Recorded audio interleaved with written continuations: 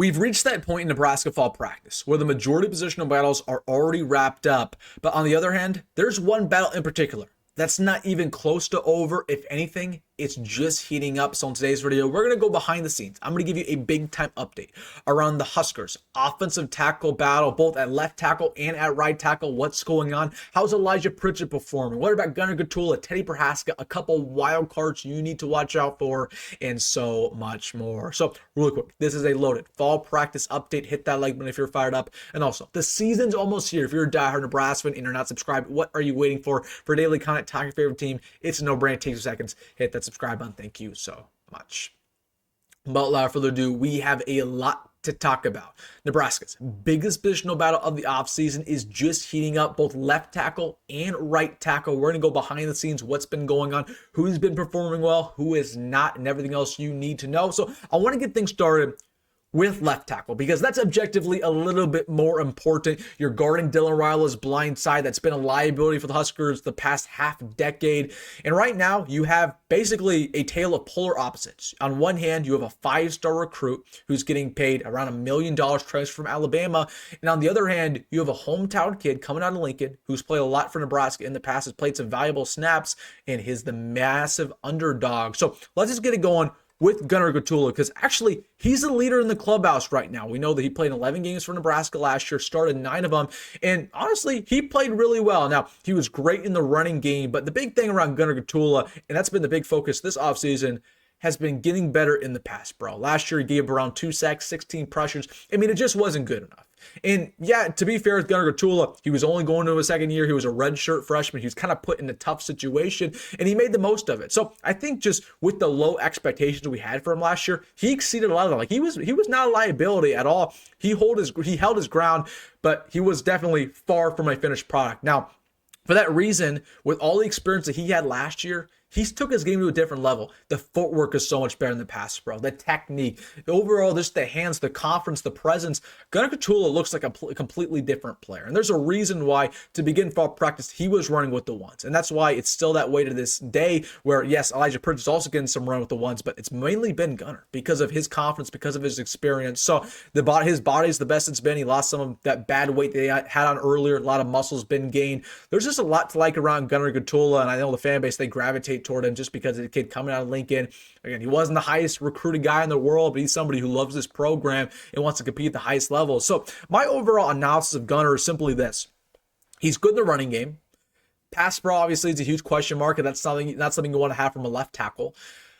I would say he's somebody who has a very moderate ceiling. He's not somebody who's going to be probably a high NFL draft pick at any point in time. He's never going to be, 5th, 4th round, 3rd round pick. Right? Maybe at best case scenario, he'd be a 7th round or 6th rounder, just with his upside, with his arms, with his length. But I would tell you about Gunnar. His floor is pretty high. Like, you know what you're getting from him. He's not going to go up there and stink things up for Nebraska. You can do a lot worse than Gunnar Gottula at left tackle. And I think that's why I prefer him at left tackle right now for the Huskers, because I just want somebody who can hold things down. We're not there as a program yet to find our solidified bona fide number one who's just going to hold things down and be a potential 2nd round, 1st round draft pick. And then we have somebody who we're about to talk about who we think could be that.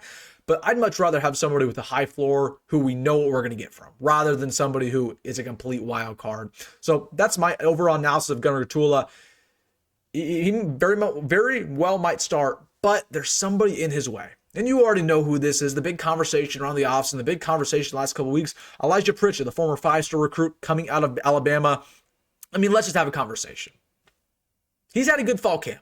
I'll start off with that. He has had a very, very productive fall camp. Now, last year, we know the stats at Alabama. He gave up 7 sacks on the year, 36 pressures. Statistically, was one of the worst offensive tackles in all of college football. And yeah, he played in the SEC. And yeah, you're going up against, in my opinion, the best edge rushers in all of America. But still, I mean, that's just no excuse. He wasn't good. And yeah, he's been great in the running game throughout his career. You'd expect so from somebody who's 330 pounds, 6'6", but it's the technique that's just been horrendous for Elijah Prichett. It's been bad. There's no technique. There is no technique. There's no footwork. Now, also very similar to Gunnar Gottula, he's made it a point of emphasis this offseason to change that, right? To become more agile in the pass pro. So from what we've heard and what we saw, just a couple of weeks ago at that open practice when all the fans were there at Memorial Stadium, what we've heard from the media, like he is improved. He looks the part and he does look that good in practice. The coaching staff, they've been hyping him up left and right. So, there's a lot to like around Elijah Prichett. But my thing around him is I have two concerns mainly. Number one is I think his floor is really low. Yes, his ceiling's high. And if Elijah Prichett lives up to his 5-star potential, he could be a first-round NFL draft pick. But that's a lot of woulda, coulda, shoulda, in my opinion. That's probably not what we should be aiming for. I want to look at the floor, because you should not have a left tackle who's starting for you who has a really low floor. And we saw last year, like, his floor is low. He could go out there and be a liability once again like it was at Alabama. And that's just not something that you want. That's something that could derail Nebraska's season pretty quickly. And you're spending all this money on him where it's going to be hard for Nebraska to take him out of the ballgame, right? If you're paying somebody who's $1 million, you have a vested interest in him proving you right. It's not a good look for this coaching staff if they spent that much on him. Elijah Pritchett's top 5 on this team and getting paid, right? That's not a good look if he's on the bench. It means the coaching staff made a judgment error. So Elijah Prichett, that's the main thing. Like I feel like his floor is incredibly low. He's a maul in a running game, but you just can't have an offensive tackle who's a liability in one aspect and good in the other. You have to have an offensive tackle, especially a left tackle, who's good in both. And he's just not good in the pass pro whatsoever. So for that reason, Elijah Prichett, again, he's been train snaps with the ones. I do believe by the Cincinnati game, he's going to be our guy. Do I love that scenario? No. But I would hope that he's on a short leash along with Gunnar Gottula. Like, it's same deal. Like, I'm not going to treat any player any differently. Like, if Gunnar Gottula's the guy, he's on a short leash as well, because it's that kind of a battle. But if Elijah Prichett's going out there and succeeding and living up to his 5-star name, I'll love it. I'm 100% with it. But if he's going out there struggling, giving up the same amount of pressure he did last year, we got to pull him out quickly, because we can't. I think the worst case scenario overall would be instability at left tackle. Like, you got to find your guy quickly and roll with him for the whole year, because that messes up the entire unit, the mess of the chemistry of the team, the entire offensive line, where you're plugging in a new left tackle every single game. That just messes everything up. It's the small details, especially from that unit. So if you're Elijah's going out there against Cincinnati, but then you put Gunnar out there versus Michigan, you go back to Elijah later in the year, you shouldn't be doing that, right? You need to find your solidified left tackle. It's better for Dylan. It's better for this entire offense. So what I would implore the coaching staff to do is, once again, find the best guy possible. Find the best guy who you think can survive the entire year. If I were them, and I'm not in practice, but that's their decision, I think Gunnar has the higher floor, and I would go with him. But if they're going to go with somebody who has the higher ceiling, they're going to roll with Elijah Prichett, and that's what I think they're going to do. So to each their own. We'll see what happens there. I have a lot of concerns. My main thing is, in my heart of hearts, and you can have your opinion, I want to hear your comments down below. In my heart of hearts, I don't believe that that Nebraska is going to magically make this, quote unquote, and this is what people are calling him, they're calling him bust. I don't believe that Nebraska is going to turn his career around in a matter of 1 year. Okay, from going from one of the worst offensive tackles in the SEC to one of the better in the Big Ten. Like, I just don't believe that's going to happen in a matter of 1 year. Maybe 2 years, maybe 3 years, but not in one season. I just don't know if that's going to happen. And with our track record, we've not done the best job at turning around these former 5-star careers. I mean, you go back to Tyreek Johnson, transfer from Ohio State. You go back to Arik Gilbert. Like, we don't have the best track record of doing this. So, and obviously those are with past coaching staff, so they're irrelevant. But I'm just saying, if you guys want the guy with the high ceiling who could be a future first-round NFL draft pick, but also could blow up in our own face, I would go with Elijah. But if you're going with somebody who I believe is a little bit more stable with probably a lower ceiling, like he's never going to be super dominant, but he's going to be solid, I would go with Gunnar. But that's your decision. I want to hear your thoughts down below, what you're thinking. Obviously, it's none of our decisions total, but I want to hear your opinions, because we absolutely deserve to have opinions about this. So want to know what you're thinking. And then, let's go over to right tackle, because that's still a battle. And I understand that the coaching staff, they've pretty much said that Tyler Knaak's going to be that guy, or that he's starting right now. But I truly believe that when it's all said and done for Tyler, it's not solidified. Again, Tyler, the thing about Tyler that I think people don't talk about is that he has never started a football game at college ever.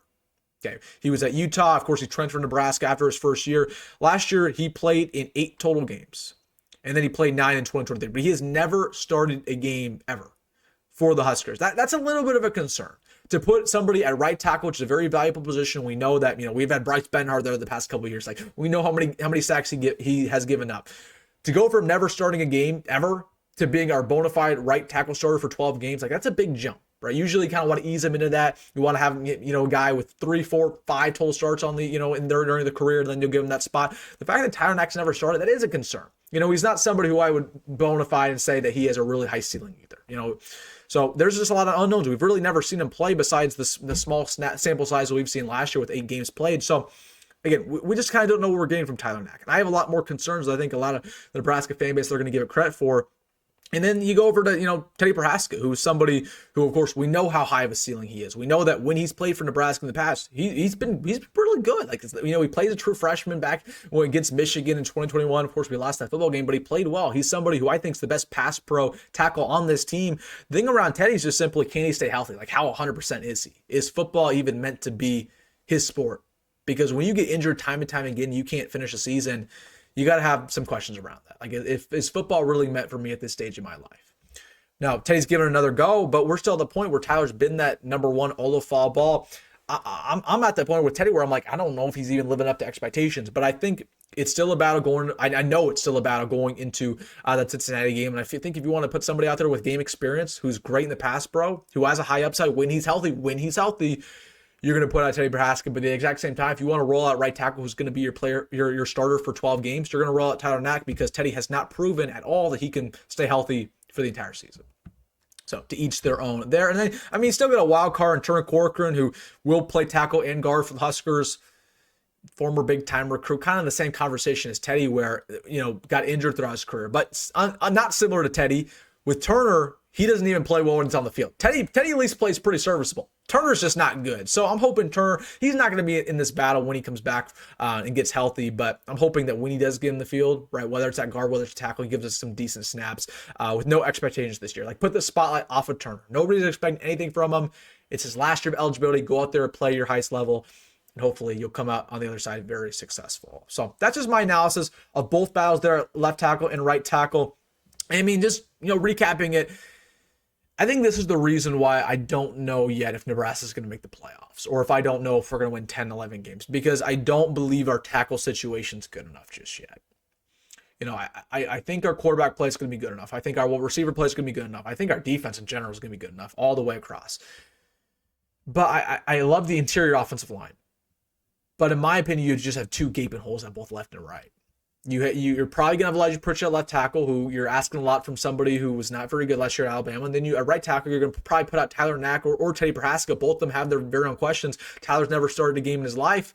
And Teddy, of course, can't stay in a game to save his life. So I think that's just my big concern. But it'll be interesting. It'll be interesting to see versus Cincinnati throughout the course of this year. I'm just hoping it doesn't bite us in the butt. Like, whoever our starter is versus Cincinnati, stay that way the entire year. Hopefully you play up to snuff, because I just would hate to be in a situation where we get hit by the injury bug, or even worse, you just get benched. I would hate to be in a situation where Elijah Prichett gets benched after week 2, okay? Because we should have known about that. We should have made the right call going to fall ball. This is what fall ball is about. Find the guy who's going to be your guy over the course of 12 games. We shouldn't be benching players, week 3, week 4. We've done that too much under Matt Rule. They can't do that anymore, okay? We've got to find our guy going into the season and roll with them going into all the way up until Iowa. So, all right, guys, let me know your thoughts down below. I absolutely want to hear your opinions. And I have a feeling that some people might disagree with me. So I want to hear your comments down below. Hey, if you're having a good day, I know why. Hit that like button and subscribe. As always, it's going to be great. Go better, and I'll see you in the next one.